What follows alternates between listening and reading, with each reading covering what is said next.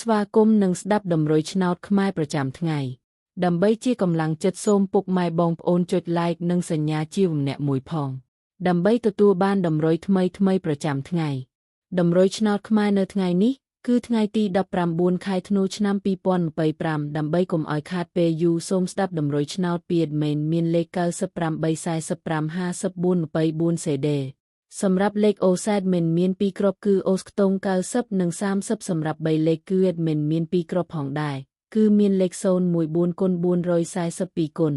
បើសិនជាពុកម៉ែបងប្អូនស្រឡាញ់និងពេញចិត្តលេខទាំងនេះពុកម៉ែបងប្អូនអាចយកលេខទាំងនេះទៅផ្សងសំណាងបាន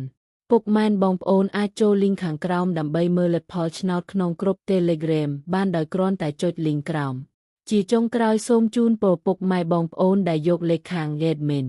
ទៅផ្សងសំណាងហេងយើងទាំងអស់គ្នាជូនពរពុកម៉ែបងប្អូនជួបតែសំណាងល្អនិងសុខភាពល្អសូមជម្រាបលាជួបគ្នានៅថ្ងៃស្អែកបន្តទៀ